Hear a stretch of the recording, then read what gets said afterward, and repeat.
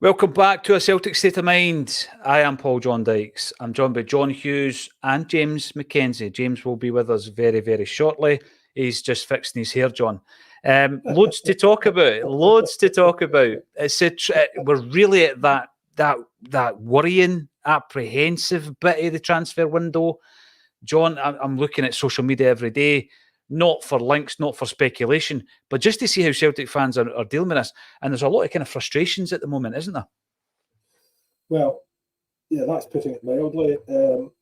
I'd say that after the game, I was really quite taken aback by the level of vitriol directed at Brendan Rodgers in terms of get him out.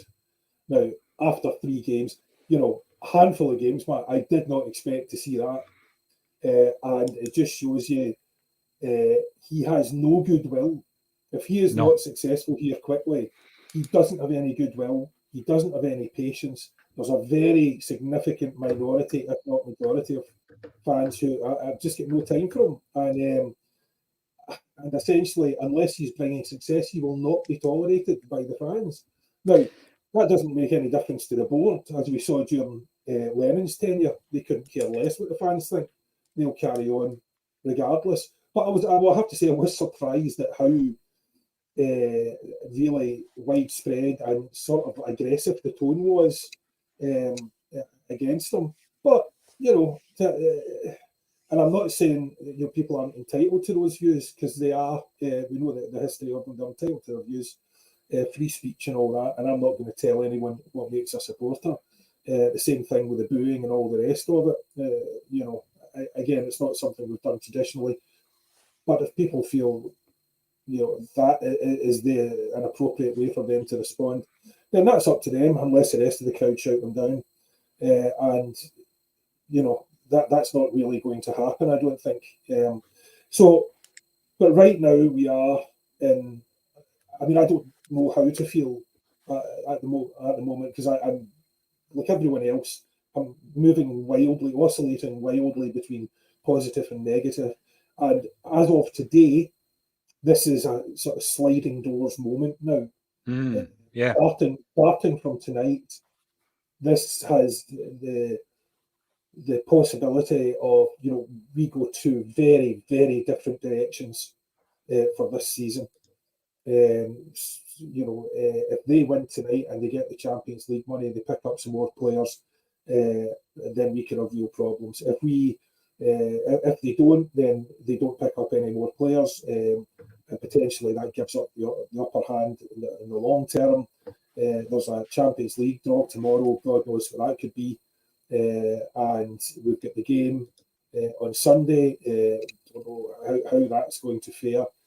So, if you look at it all positively, obviously the transfer window closing on Friday as well, which is massive. And this is going to be quite a ride for the next few days, quite a ride. Listen, see this time next week, John, where we all get together, there are going to be so many aspects of what you've just discussed. And obviously there will be discussion points next Wednesday. But like you say, it could go either way. It really could. It could go either way. We're on a knife edge at the moment. James, there's quite a few points I want to pick up there from John, and there's loads more to talk about. We're going to be having a wee chat about the Champions League draw. You're going to be covering that on the blog, later on today, actually, James, and tomorrow as well. You're also going to be going to the Celtic story for a little bit of culture there, James, and you'll be writing up about that as well. One of your many assignments in the Acsom team. Now, talking of Brendan Rodgers being on a short leash, right? I kind of knew he would be, because of the reaction. No, in fact, let's rewind. Not because of the reaction, because of the way he left the club. If he was ever going to come back, and to be honest with you, I had my doubts that it would ever happen. I am in the camp of being pleasantly surprised, but I'm glad he came back. I think that, all the different names that were in the mix at the time, he was my candidate. He was my choice as a Celtic fan. And people might say, take the rose-tinted glasses off and all that. A lot of this is his doing. I get all that, totally get it. But I also think that Brendan Rodgers is the man to turn it around. Are you surprised, James, at just how short a leash he's on, though? No, I think you hit it pretty on the head there. When he came in, the fans were already sort of when there's division amongst the support already. When you're appointed at Celtic, it's going to take a lot to get fans on side. Just like there was confusion and hesitation when Ange first came in. But I think because Ange was hitting all the right notes and he was hitting all the correct buzzwords, fans were willing to give him more time despite some sort of poorer results. But with Brendan, there was already discontent there, so they're not really too happy. But I think a lot of it is a bit over the top. I think you've got to give it more time to really assess what's going on. I think a lot of fans have just been really confused. I mentioned that word already. I think confusion around what's really been going wrong at Celtic. I've been trying to put my finger on it on the blog, and I've been struggling to do that just yet. Two sort of poor, shaky results in a row, and there was question marks around the opening two performances. Even though they were victories, fans still had some question marks over the actual performance levels of the park, and those alarm bells were sort of answered. And when we did lose that Kilmarnock game, and I had pinpointed on the blog that I thought the St Johnstone game on Saturday would be the game where you make the statement. You put a few goals past them, you get the fans back on side, heading into the derby this weekend. But Celtic done sort of the exact opposite. It was tame, it was lifeless, and it's exactly what fans had been sort of melting down over since the start of the season. But I think you've got to give Rodgers a bit more time. I've done a blog. I'm not sure if I've posted it yet, but hopefully up pretty soon, just on comparing this start of Brendan Rodgers' previous seasons at Celtic compared to now. And there's always been shaky results in there. I mean, the first result of Brendan Rodgers' invincible treble winning season was a 1-0 loss against Gibraltar side Lincoln Red Imps, which Rodgers wasn't allowed to live that result down until about February or March. I remember every game on Sky Celtic would play. We can't forget the first game of Brendan Rodgers' Celtic tenure was the loss to Lincoln Red Imps. I think if you had a bingo card for commentary, that would definitely be on it. But Rodgers, the point I'm making is Rodgers has had bumps in the road in previous terms, even falling on from that Lincoln Red Imps result. We weren't convincing against Astana, and we all very much almost bottled it against Apoel Beersheva in the playoff. There's shaky moments, but once you can sort of ride the wave, then I think we should be good. But you need to give it a bit more time before you press the panic button. No, I would agree with that. You used the term buzz words, and some of the words that have been coming out from Brendan since he came in, John, are things like success. He just basically said, I want to bring success to the football club. He spoke about adding quality to the squad. And in some of the early interviews, he was talking about adding aggression. That's the thing, isn't it? Because you look at success, quality, aggression. Success, we can't actually really gauge that thus far. Quality, have we brought in any quality since Brendan's came in? Aggression, did you see any aggression at the weekend, John? No. The thing is, I was told when Brendan came in, now I'm not in the know or anything like that, but I do occasionally hear some things from people who should know. And right back at the start, I was told that he was looking for 2 number 8s. That was his first priority. One of his top priorities was to strengthen that midfield. And we haven't seen really any sign of that yet. So it's surprising, to say the least, the situation we find ourselves in. If, you could say surprising, you could say shambolic, because they have a couple of days here to pull something out the bag. To me, it doesn't look like there's anything particularly in the bag, unless it's like a real CCV moment where we just didn't hear anything and all of a sudden he appears. But right now, they have a lot of work to do and no time to do it in, and we are in a fairly dire position in terms of squad quality. We've got more quantity than you could shake a stick at, and that's another area where we have been. I don't know how long we've been talking about this. I think we went through the entire squad. Me, yourself, and Patrick went through the entire squad. A couple of months ago, it feels like, and said stay, go, or may, and then you come up with your list of 10, which you spoke about for like a couple of weeks. This is all ages ago. So there is so much dead wood and driftwood in that squad. you could honestly, you could build a raft to escape a tropical island. You know, it is absolutely dreadful. So I don't know why these guys. Well, look, okay, some of them can be excused. The James McCarthy's of the world are on a long-term contract. You can't just punt these guys out the door. But the other boys, I mean, there's so many other guys there, and you really should be able to move them along. And it's really frustrating to see that hasn't happened, because what you were thinking was that's not happening because there's so much happening with everyone coming in. Yeah. Right. But that's not what's been the case. Now, I was looking there. If we get the two guys that are basically mooted as coming in at this point, so if we get Palmer and Bernardo, and apparently a £1.5 million loan fee, our total gross expenditure will be £20.5 million. So we are, according to what we were told Ange was getting, we are £35 million off of what we were told. So Ange was supposed to be getting 30. We haven't even spent the money for Jota. We are £35 million away from where we should be. That is a vast gap. Mark Lowell, as I said last week, if it ends up this way, if the transfer window ends up the way it looks at the moment, Lowell, if he was anyone else, would be screaming for his head, but there's no point screaming for his head because he answered to his dad. So, I don't know where that leaves us. We are so far away from where we need to be. And nobody wants to panic just now because you can be made to look very foolish on the last day. Mm-hmm. But it doesn't look likely at the moment. So I think we're all praying quite fervently, actually, that it goes the positive route. I think we're praying that PSV do a job tonight, that the Champions League is so kind to us tomorrow. And the transfer window throws up. Mark Lowell will be carried aloft around Celtic Park in joyous victory for a transfer window for the ages. And then on Sunday, we pump the Orcs 3-0. That's a positive point of view. So. Listen, John, if that happens, right, you don't even mind if it's Sorrow and a Yeti that's carrying Lowell around the park. They can come for a wander around Paradise Fairs on Monday morning.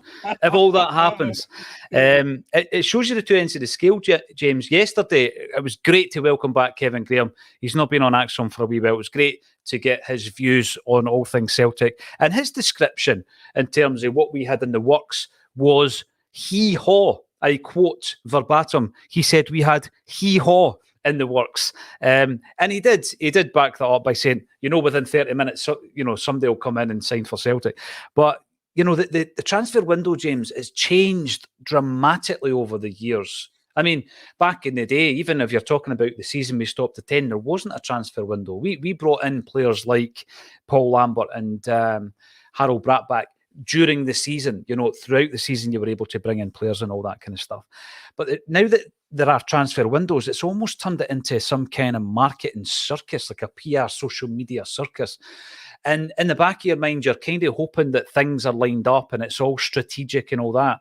But I'm somewhere in the middle. I'm somewhere in the middle of hee-haw, which is on the Kevin Graham scale, to it being a PR absolute delight coming in the last few hours of the transfer window. I'm somewhere in the middle because I don't think it's either side of that. Where are you with this, James? Do you think we'll bring in? I mean, John's mentioned two deals that might be in the works. One of which, in terms of Palmer, looks as though it's at an advanced stage. There's also Van Hooijdonk being mentioned. We'll be talking about him. There's suggestions 4 players, 5 players. Do you honestly think we're going to bring that level of player into the club between now and the transfer window closing? We don't really need depth in the squad. I think there's just the sheer amount of injuries we've had has made the squad seem a lot more threadbare than it actually is. The squad is too big, but there is quality needed in the first team department. I don't think we'd be looking at this transfer window so negatively if we had a fit Carter Vickers, Navrocki and Rio Hatate available for selection right now. But Stephen McGowan outlined, I think it was last Friday, that Celtic were looking for a left back, a centre back, a winger and a striker. We've seen the striker links fall by the wayside. Palmer looks like he's on his way.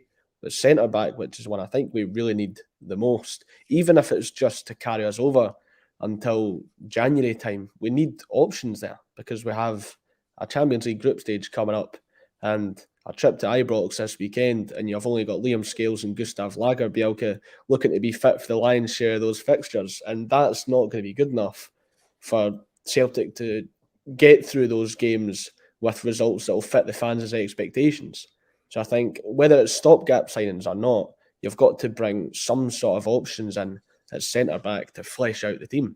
Because imagine if Liam Scales, who hasn't played much football in the last few months, it'll be very easy for him to pick up a knock.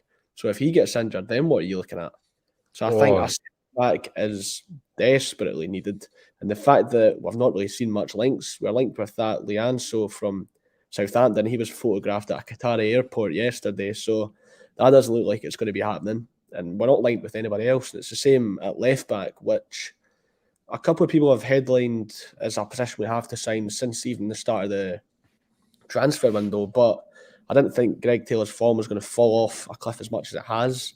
And Bernabé's attitude problems seem to be holding him back from being in consideration by Rodgers. But we're linked with Merlin from Nantes. I think it was week or the week before. And then there was no follow-up story on that. So I don't know if those are two of the positions we're going to be looking at. We don't seem to be doing much activity on it at the moment. And if it is, it's been held very under wraps, very behind the scenes. So if you think back to when we brought in Carter Vickers, Giakoumakis and Jota in, which is probably one of the best deadline days Celtic have had in a long, long time. I don't think we found out about many of those moves until about 2 hours before they were completed. If I remember correctly, I think they were pretty under wraps, apart from the Giakoumakis deal, which kind of dragged on over the course of an entire month.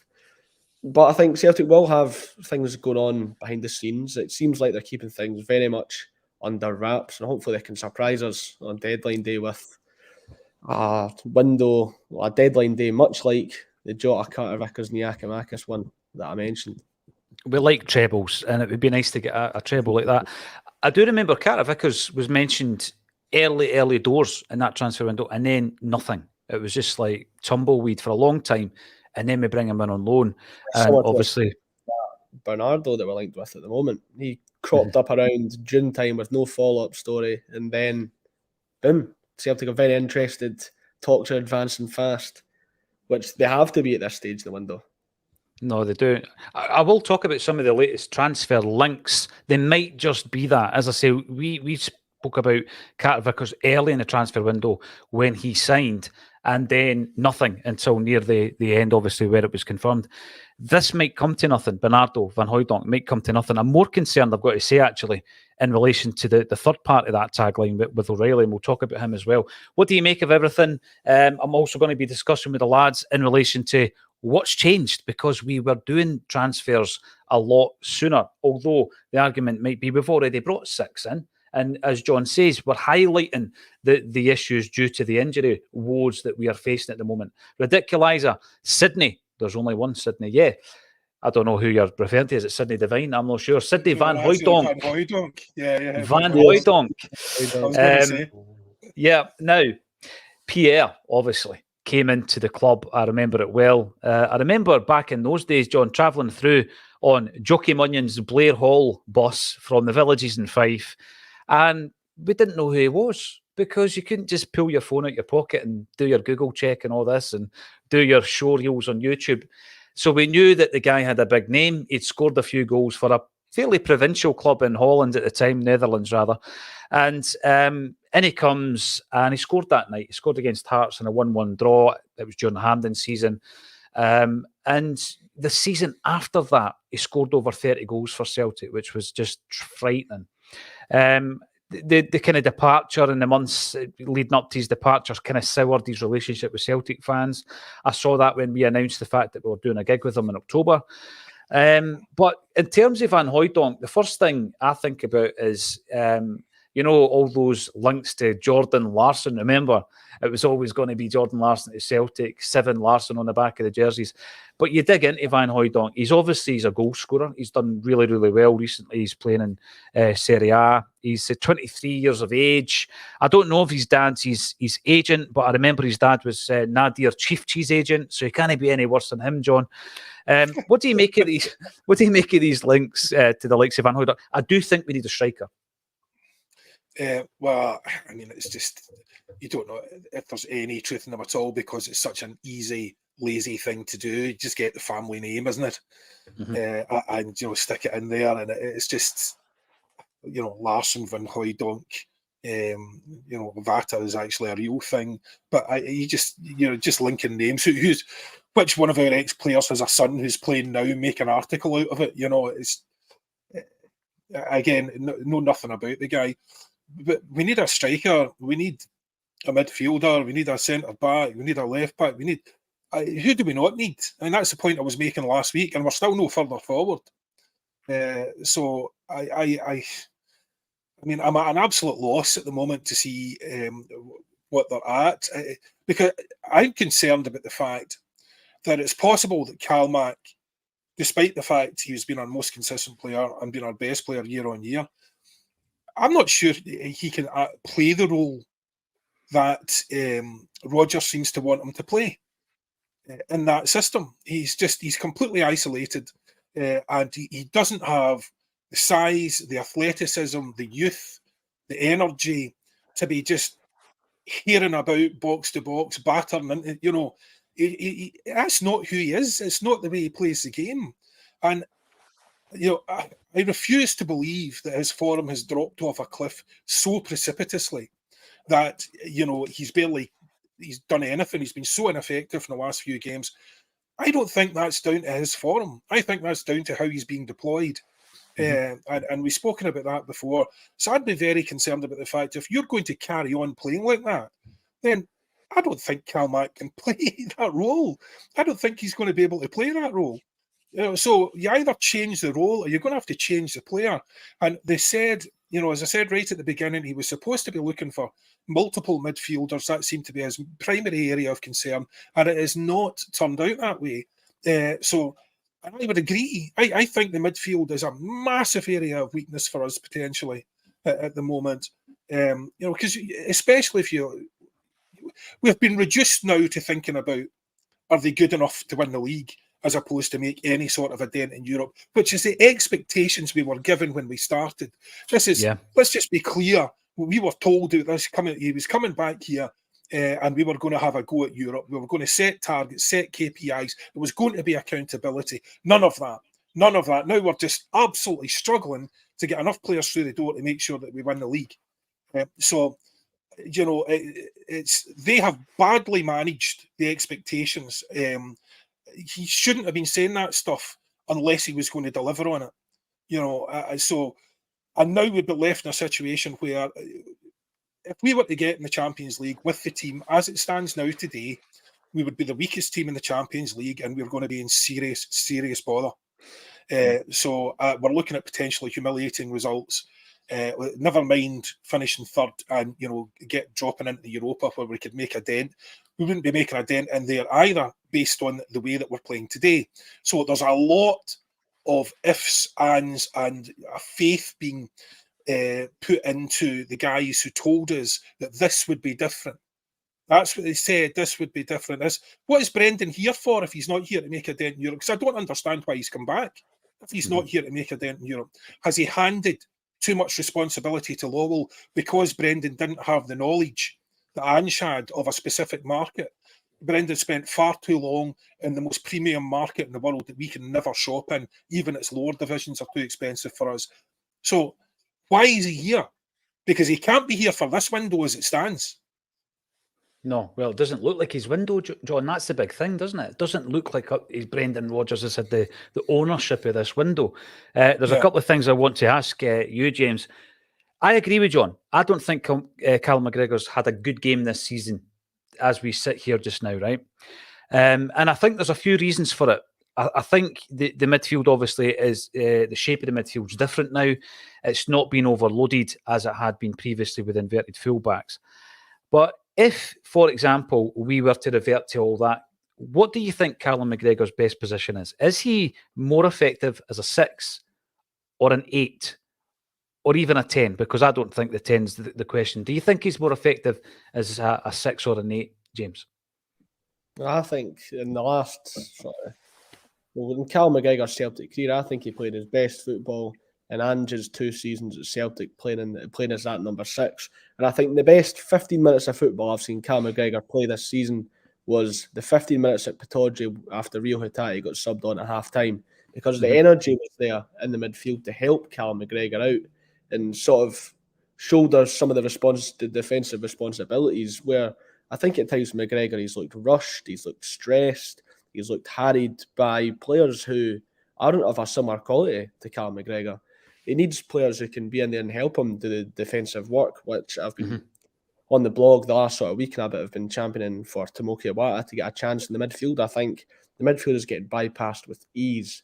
And if you can add some more steel to that midfield, it allows Celtic to be better in an attacking sense as well, which might not sound right because you're bringing a defensive midfielder, but it allows Celtic to retain possession a lot easier. You can't have Kilmarnock just rob the ball off Cal McGregor, then boost up the park and completely sort of get rid of Celtic's potential chance. If you've got a Iwata, then he can cut them out before the attack actually gets going and allow Celtic to stay on the front foot, which is what we've been missing. And I think when Rio Hatate comes back into the team, you will see that benefit Cal McGregor a lot in the long run. And I think he's instinctively been looking back and hoping that the inverted fullbacks have still been there to help cover some of the defensive work as well. Because the amount of times he gets robbed, then they're running straight at Lagerbielke and Avroki straight away after they rob Cal McGregor. So I think Hatate coming back would benefit McGregor a lot, just on the striker situation we're talking about there as well. I think the rumoured fee was 4 million. Then I saw talk of 6 million. I don't think if Celtic are going to spend 4 million or 6 million on a position, they don't need to spend it on another striker, in my opinion. I think Kyogo and O are good enough strikers to play for Celtic. I think O has shown similar qualities to what Giakoumakis had, just a bit more of a technical player. But I think what confused me was the fact that O chimed in and liked that Haksabanovic post. Does that perhaps tell us that Brendan Rodgers doesn't favour him as much as sort of the fans do, or as much as the fans perceived Rodgers would see O? But I think he's showed some good signs in his Celtic career. His goals to game ratio was really good. I think he was averaging more than a goal every 90 minutes in that sort of first 6 months. And even in pre-season, before he picked up the knock, he looked like he'd bulked up a bit more. He was doing a lot more of the defensive work against a good team, an athletic club from Spain, and James Foss testimonial. I thought he was really putting himself about there and helping us win the ball back high up the field, which was creating a lot of chances for Celtic. I think having Owen Kyogo is a good enough options at striker. For me, I think you'd be best served spending that money elsewhere, putting it towards getting a better left back, or even, as John was mentioned, getting a stronger midfielder. You know, I'm looking at I agree with you with O. I think O is exactly where he should be, exactly where we would expect him to be in terms of his development since he signed for the club. I think his record last season, I know they go by minutes now when they look at data, but it was 7 and 3 starts, something along those lines. He'd certainly made an impact. And I wouldn't have expected any more from him, obviously, had he not been injured at this stage of the season.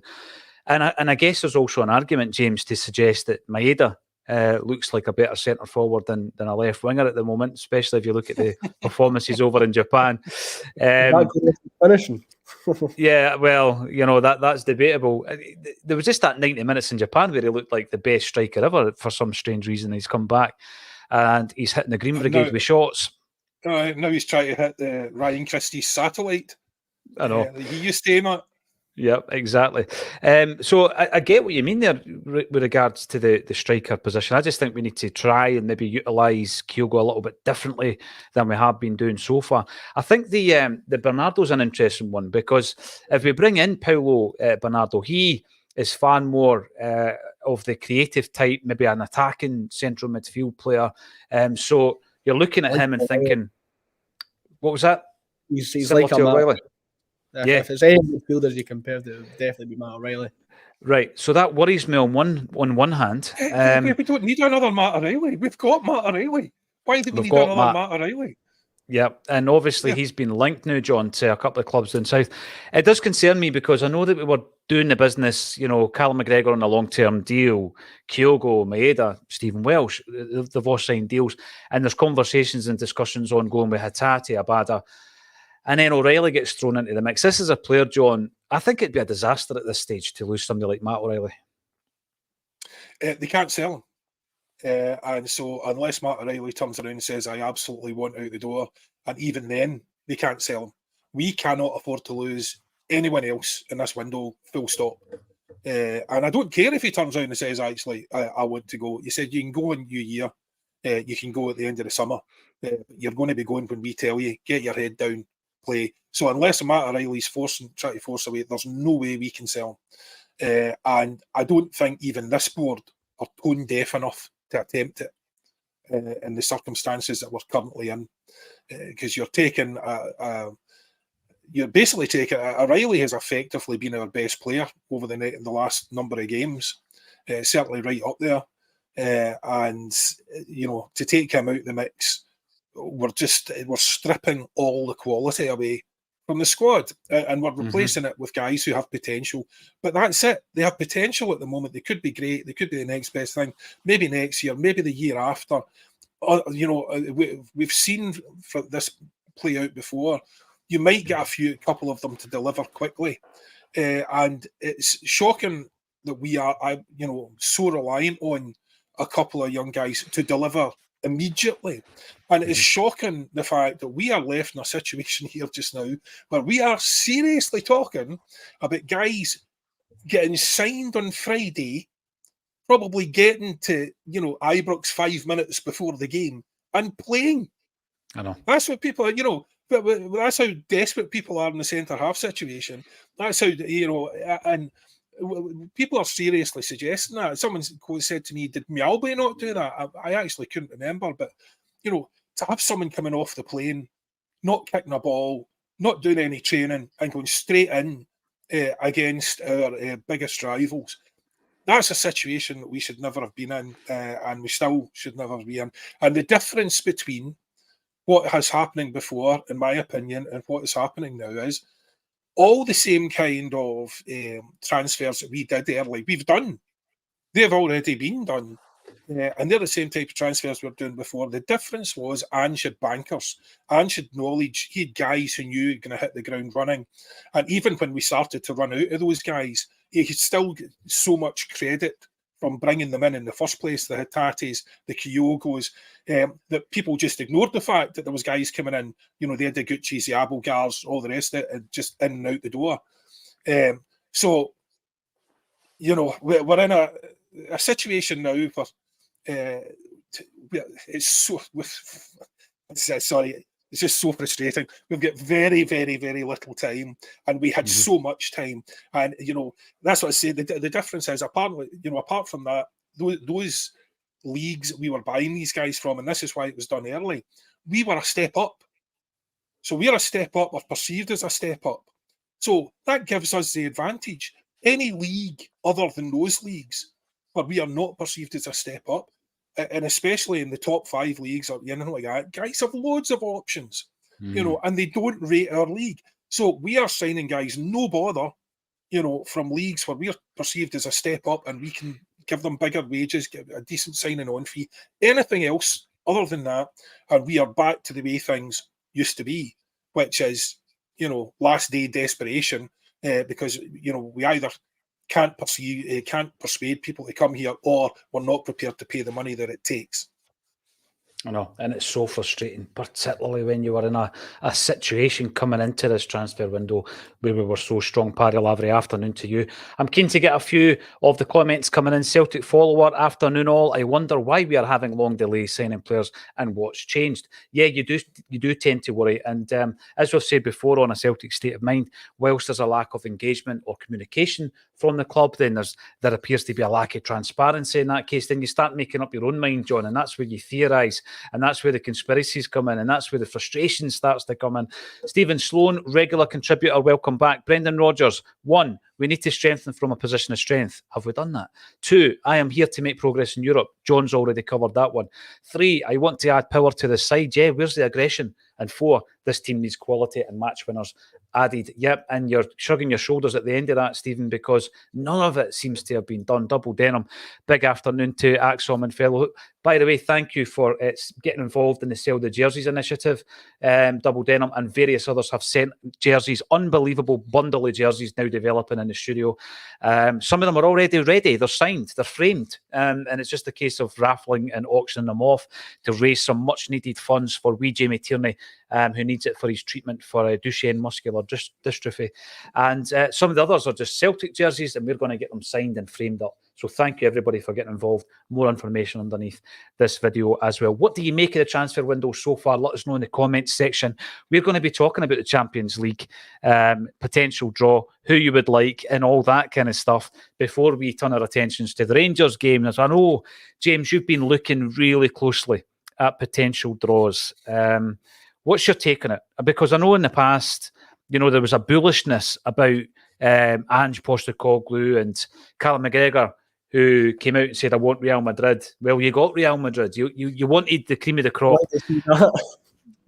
I'm looking at the draw at the moment. I'm looking at all the different pots, James, and I'm thinking, right, you're basically looking for the weakest. You're not looking for, right, an away day you've never done or a glamour tie. I'm just thinking, who is, if there is such a thing, the weakest in each of the pots? So, James, you've been looking very closely at this. What's your take on it? What do you think would be a good, in inverted commas, draw for Celtic? I think you can get rid of the glamour ties mentality immediately. I want the easiest route we can possibly get. And I've had a look at the pots, as have been mentioned the last few days. There was a wee website where you can simulate and see what draw you would get, and I got a very favourable one, so I'm hoping we get something similar in the actual draw. Pot 1, you've got a lot of tough teams. You don't want Man City, you don't want PSG, but I think Feyenoord's probably the team you want the most from pot 1. Either Feyenoord, you don't want Sevilla, despite them being bottom of the Spanish league. They're so good in Europe. They always turn on in Europe. They were abysmal in the Spanish league last season. They still won the Europa League. So I'd say you probably want Feyenoord for pot 1. Pot 2, there's a lot of scary teams in there, some terrifying draws. If you get Man City in pot 1 and then Real Madrid in pot 2, I think I might as well just not watch Celtic the Champions League this year. What about our away day? What about that away day we were just planning, James? I think I need to miss Madrid. So you'd want Feyenoord, Porto, 2 European final rematches as well. So you get a bit of history there as well. I like that. Yep. Pot 3, most of the teams, dare I say, look pretty favourable, apart from AC Milan. I'd say you would take most of those teams, apart from your Milans or your Lazios, or maybe even Salzburg. They like to turn up in Europe. But if I'd say my dream draw, I'd go Feyenoord, Porto, then Red Star Belgrade. That would be the teams for me. Red Star, I know it would be a terrifying away day because I think they beat Liverpool at their. It was the season Liverpool won the Champions League. Red Star beat them in Belgrade, so it would be a tough away day for Celtic, but you'd feel comfortable you would get them at home 100%. Listen, I like the sound of that. I think when you asked me yesterday, I went for Feyenoord as well. I can't remember if I agreed with you on Porto. I would be fancying Arsenal just because, just to throw a bit of glamour into it, should know better. I like the idea of going to Porto and getting revenge for that one. And Red Star Belgrade, I'm pretty sure that's who I mentioned as well yesterday. John, you had a look of it. Are you able to, come from behind the couch to have a look at this draw? Who would you fancy? It's exactly what James said is who I would have taken. And I wasn't even thinking about the history of Feyenoord and Porto. Of course, that's actually a good selling point. I was just looking for who looked to be the weakest. I was thinking Sevilla. But I have to agree. Nothing to stop us getting Rangers as well if they were to get through, which is the nightmare scenario starting tonight. But I've got no interest whatsoever in a glamour tie. Couldn't care less at this point, especially the way things stand It's very much give me your tired, downtrodden masses, and we'll keep treading on them. That's well, there's just I know anyone who's got an injury crisis. Shakhtar Donetsk, what about them? Are they still? Because they had Mudryk, they sold him for a good few coins, but he was like they were a one-man team. So are they still? Are they now a team without that one man, or have they spent all that money to strengthen? I'd be interested in that. He done the double over Shakhtar in the Champions League last season. If it wasn't for Mikhailo Mudryk, poor Josip Juranovic. I say it all the time. He got absolutely burned that entire group stage. Had some of the best wingers in Europe gone at him. I felt really bad for him. Yeah, don't talk. I mean, I spent the entire me and Kev. We spent the entire the lead up to it and the post of it with arguing about the fact I said we need to man Mark Mudryk. Because you watch the clips of them playing. I've never seen a team that looks so dependent on one guy. I said if we man mark him, we win those games, knowing full well that Ange would never do that. But it would have worked. It definitely would have worked because we were a better team than them, other than him. And he was different class. Although I think he's had a bit of a rough time since, hasn't he? One of Chelsea's many £1 billion rejects. Although I'm saying that I don't know how they're doing at the moment because I don't pay any attention to them. So, No. But yeah, no, I'll take the weakest group possible. I'm very happy with that. Many people in the comments are saying, Celtic are the weakest team. Listen, the season will develop. Celtic are not going to be stuck in this bad patch for months on end. The injuries are going to clear up. There's going to be games in this Champions League campaign, I think, going into it. We'll cover every single kick of the ball, obviously, whereby, if the draw's right, pre-match, strange things can happen. You watched the pre-match with me and Kevin McCluskey last season, and we thought we were going to beat Real Madrid at home. Lanky, give me Feyenoord, Inter and Real Sociedad. We've also got Pat Catigan coming in. There is no easy route. Absolutely. There's no easy route. There's easier. The easiest, whatever the easiest is. There's no easy route, says Tony Daly. No, you're spot on. And by the way, obviously, we'll cover all that as it happens over the Champions League draw as well. I was reading this morning, Bobby Lennox turns 80 today. Unbelievable servant for Celtic. I still find it bizarre that he was playing in the 1980 Scottish Cup final. Because you think to yourself, here's a guy who made his debut in the early 60s, right? I mean, he wore the Shamrock jersey, the Shamrock jersey. Yeah. And in his last game, Roy Aitken's playing at centre-half for Celtic. Yeah, it's just madness, or centre-mid. Absolutely. Ridiculous. Incredible, John. Incredible. And I hope Bobby's health is as well as can be expected at the moment. He's keeping well. But what a player. What a servant. And not just someone that was sort of hanging about the club. He was contributing at the highest level all that time. Really, absolutely remarkable. Covering sort of 3 decades, basically. I know. It's frightening. Yeah. So he played in the 60s, the 70s and the 80s. That is remarkable. And the thing with that is you have moments in your life where you've got to pinch yourself, and meeting Bobby Lennox was one of those moments.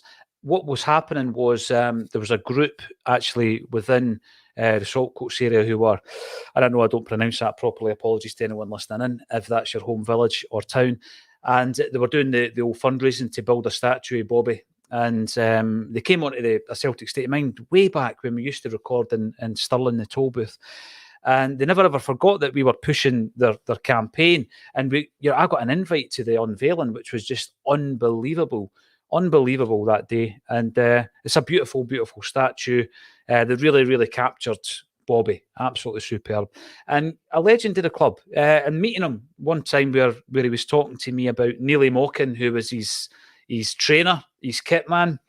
And I met him up at Hampden. Just brilliant. Absolutely superb. He actually brought Stevie Chalmers with him that day. Absolutely incredible, dreamlike experience for me, interviewing guys like that. Unbelievable. So a big happy birthday to Bobby Lennox. And interestingly enough, John, you were pointing out earlier today, you sent me the wee screenshot. The Lions are still contributing, aren't they? Yeah. So, and not for the first time I've seen this, actually. I think it was because Galatasaray qualified, and they would otherwise have been 3 points above us in the in terms of distribution of funds. But we are 1 point above them because we get 4 points for winning the European Cup. And that is not the first time that happened, and that is worth 1.17 million or something. I think it was Moravchik67 who does all that brilliant work on Twitter. And it's so well over £1 million, and that's not the first time it's happened. He has put up similar things now over the last number of years. So the Lions still incredibly bringing money into the club. It's really it's unbelievable. It's so many years later. It's what a credit to them. I know. And when we do our Wander in Paradise every Monday morning, John, there's so much space around the stadium. You just think to yourself, I want murals of these guys up on the big breeze block walls. I want more statues. I want all that stuff. Let's celebrate them and bring them to the attention of new generations. I'd say, Paul John, importantly, from your last wander around Paradise, I think you've done yourself out a job there, mate. You were... He was good, eh? He was good. Not the best idea to do it with an actor. Well, maybe I'll be walking backwards with the camera next week, John. By the way, I did notice the cars didn't have zoom past when they're driving down Janefield Street. There was a couple of them that almost hit the Bull Jerry. But yeah, it'll be a great fun when other people like James McKenzie can join me on a Monday morning. I think Lawrence wants to come along and bring his big Doug as well. We'll see how that works out. We've got a few plans. It's great fun, but as I say, John, I just see a lot of grey, I see a lot of brick, and I think decorate it with the history of Celtic Football Club. Guys like the Buzzbomb. We've spoken about that before. Why not? I know. Why not? I mean, a lot of this stuff doesn't cost a ton of money. You're not erecting full-size statues of people. Just, get the stadium kitted out. And again, we talked about them bringing the banners down that had the players on them and putting up the other stuff, which looks really now bland and corporate, and it's fine. It's grand. It's not terrible, but as you say, there's so much room and you could do so much with it. A wee bit of invention, a wee bit of creativity, not a huge amount of investment. You could get community projects in there. There's 1,000,001 things you could do with it. And it's just, I don't think there's a manpower there to actually focus on something like that, but it really should be. That stadium, that whole surrounds of that stadium should be an experience for anyone that's going to visit it. Bits of it are great, bits of it are not, and it should be a great experience for anyone going to visit it. And currently, it is not that. I agree with that. And the Celtic fan base is so creative as well that there'd be an amazing response to any call by the club to get involved. Love it. Happy birthday, Buzzbomb. What a player indeed. Pete McGee, Stevie Chalmers, unbelievable. Such a humble guy. I just spent that wee bit of an afternoon with him. But interestingly enough, right, we, a couple of years ago, managed to get our hands on a pair of Stevie's boots, right? And, you hold them in your hands, you think, how many goals did these things score, right? But you know how you get these aficionados who can look at the label on an Adidas jersey and tell you, oh, that's a 1973, blah, blah, blah. They're just encyclopedic, right? It's the same with the boots, because back then Adidas were breaking into the footwear market and all that kind of stuff. They visually look like the same style of boot that Stevie wore in Lisbon. And as we know, the famous story goes, that was the first time that the players were wearing that type of Adidas boot, because Adidas were sponsoring the players. I'm not sure of the fees. Was it 30 quid or something, John? The players were getting 30 quid to wear Adidas or something like that. And a few of the guys were like, basically their football boots were like a pair of old slippers to them. They didn't want to wear a shiny new pair of Adidas. So Neely Mockin had to polish over Puma signs and get the old white paint out and pretend for the cameras. And Billy McNeil's walking out. You can see that Neely Mockin's painted 3 stripes on his Puma boots. Unbelievable. And as the sun started to melt and all that kind of stuff, the big Puma swoosh thing started coming through. Anyway, there is a suggestion that they might just be the boots that Stevie wore. So I'm trying to get a few historians involved. They're going to have to start looking at it. Would be the find of the century if they are. Were they the boots that Stevie wore in Lisbon. Unbelievable find, if indeed they were. But we will find out and we'll cover it on the channel. Listen, we've spoken all about transfer windows, ins and outs, because we don't want to lose O'Reilly. We've spoken about the Champions League. I think we're all a wee bit concerned about that at the moment. Let's talk about the Rangers game. And James, I'm just going to ask you straight off the bat. Give me your starting 11 and try and explain your rationale behind it. We're going there already. I should give me a bit of time to think about that. There's Joe Hart, Alistair John. I would say Alistair Ralston. You play the two of them. Aye, absolutely. Johnson right back. I guess you've got to go Scales and Lagerbielke at centre back. Taylor left back. The midfield, hopefully, you would have McGregor, O'Reilly, and either Holm or Bernardo if Bernardo is signed. You'd have those three there. And then Abada, Yang, Kyogo. There's your front three. There's my team for the derby. I'm sure you guys can detect my immediate thoughts. Yeah, listen, I'm going to run through some of the selections there, because throwing that at you, you're thinking, sitting there, James, you're thinking, what? It's actually quite a difficult selection, right? So the first thing I would ask is the central defensive partnership. You're picking Scales because you're forced to, aren't you? I mean, I know I've pitched a couple of ideas. I don't think Iwata is an option at centre half from what I've seen, and I know John pointed out just the other week there, he's played more games there than he has at centre mid. I've never rated him at centre half. I really, when you think back to the Scottish Cup final, we were playing lower league opposition who this season have shown the lack of quality that they have actually got. So you were going to get away with that. If we were up against Rangers in the cup final last season, I'd have been petrified going into that game. John, what's your thoughts? Scales, centre half, needs must? No, not for me. So I asked on Twitter what people thought, because my thought was, and I know this won't happen, but it's what I would do. I would play Taylor, Big Gus. I would play Anthony Johnson. I'd play AJ at right centre half, and I'd play Ralston. So AJ has played on the right hand side of a three. So he obviously hasn't had experience in there, but he's well fit to play centre half. And it means that we're not dropping massively in quality, as we potentially are with Scales, who's a massive drop in quality, and Iwata, who would be out of position for us and has shown that he'd be pushed around. However, I gave the public the option. So the four options we had were Greg Taylor, Big Gus, Scales and AJ, Greg Taylor, Gus, Iwata and AJ, Greg Taylor, Gus, AJ and Ralston, Greg Taylor, Gus, Ralston and AJ, because I saw a big conversation happening about Ralston playing at centre half, which has made me think about the other one.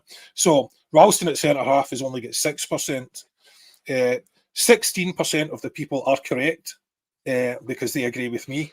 That the niche amount who are also right. So they're the ones that have got AJ at centre half and Ralston. The other two, it is split absolutely evenly with over 2,000 votes. It was going back and forward all day. It's probably still going now. 39% each, Scales and Iwata, in terms of who stands in there. So a lot of people, in the same comment saying, "Oh, don't put Scales in there," and Iwata will never do it. But it's interesting that basically the majority of people could not split them. For me, Scales, from what you've seen, like even last week, from what you've seen there, if Scales plays, I think it could be not a good score for us. I think he is a serious weak link. I think we could be looking at the back end of a really not a poor result, because bear in mind St Johnstone barely attacked, and the times that they barely attacked, they nearly scored, and under a different sort of pressure, maybe with his back to the wall outside his box or something like that, then he's it would be different. But it will need to be different, because if they're going to play him and it looks like they are, his step up is going to have to be massive. because our defence, unless something happens and we do play someone straight off a plane, our defence at the moment is a massive just black hole. There'll be. I think we're going to be in a lot of trouble if it plays that way. In terms of the midfield, in terms of the rest of the team, actually, I'd play a 4-2-3-1. I would want, just while James was talking there, thanks for covering for me, James. Just while James was talking there, because I'd been saying to people earlier on, I would want a Wata inside McGregor. Yeah. Because Callum's getting overrun. And I think we need to play a 4-2-3-1, and I think we need someone with a physical presence. And what's a Wata, the tank, as they were calling him the other day, isn't it? He's a big laddie. He's got physical presence. He's got a good pass on him, and we need him. I'd play then the three in front of that: Abada, O'Reilly, and Yang, and Kyogo on his own up front. So the 4-2-3-1. So for all intents and purposes, the midfield is fairly similar. But we've got the luxury of having a more solid defensive player in there because, we've got, I think, enough attacking options. I think Yang, everyone agrees, was the one bright spark the other day. He looked tremendous. He looked like he's got a trick. He looked like he's got good space.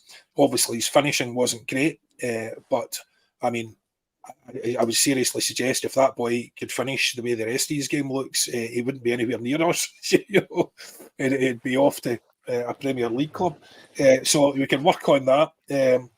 But his chance creation was excellent. His distribution was excellent. I think Abada, just because he has got the sign over them, hasn't he?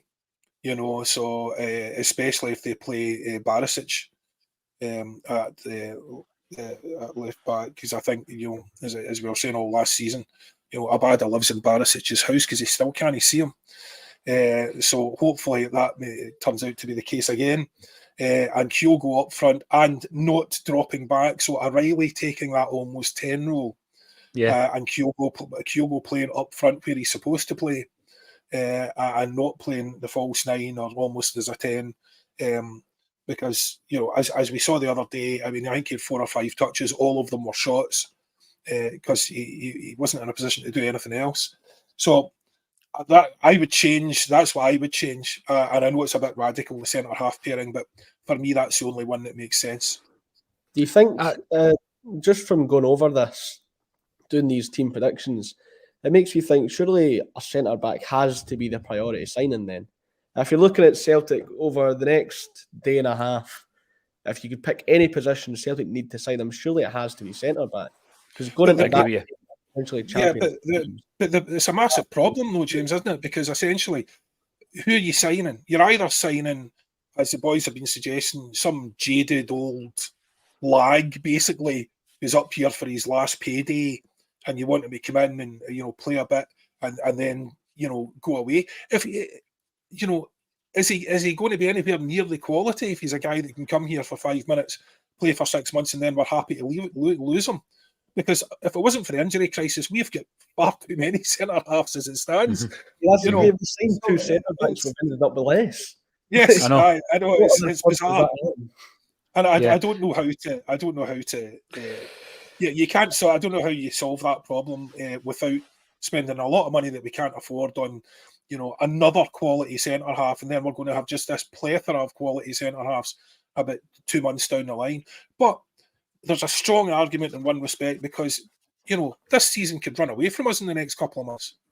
If we're playing, if our centre half pairing is as weak as it looked the other day, under no pressure at all, the season could run away from us. So I agree. I think we sign a quality centre half, and we just deal with the consequences in January.